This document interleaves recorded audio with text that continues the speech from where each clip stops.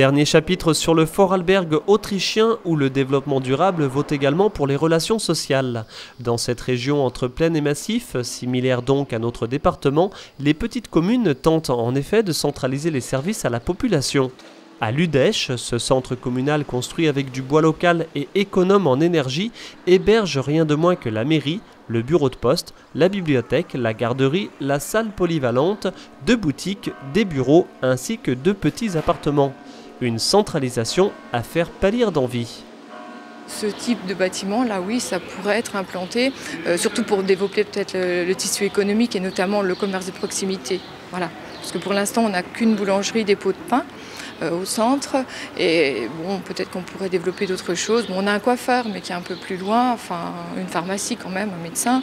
La centralisation est intéressante. Oui, oui, à mon sens, oui. Maintenant, on n'a pas trop de réserves foncières communales au centre du village. Donc ça peut être aussi un problème. Autre illustration avec un lotissement de cette politique de centralisation qui entend également limiter les déplacements et contenir l'étalement urbain et périurbain.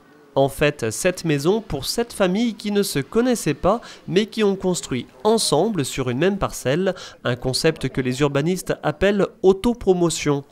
Avec leur structure bois, leur toiture végétalisée, leur chauffe-eau solaire ou encore leur chaudière bois, chaque maison est bien évidemment passive.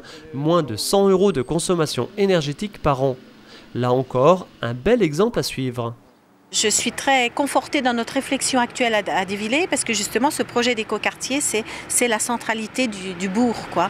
Il sera à proximité des écoles, de la mairie, de la poste et vraiment ça serait complémentaire et c'est là qu'il faut que ça se tienne. Qu'est-ce que ça apporte ?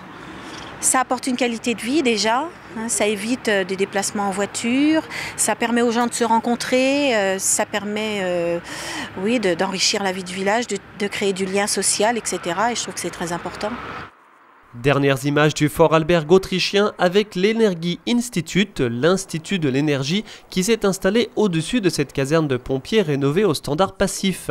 Peu ou prou l'équivalent de nos espaces info-énergie, à la différence près que l'Energie Institut distribue chaque année 140 millions d'euros d'aide. Chaque dossier étudie une 50aine de mesures écologiques évaluées en écopoints.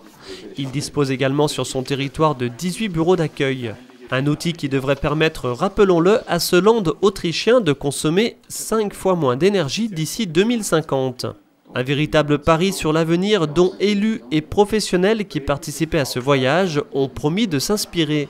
C'est tout l'enjeu du plan climat mené par le SCOT des Vosges centrales sur son territoire.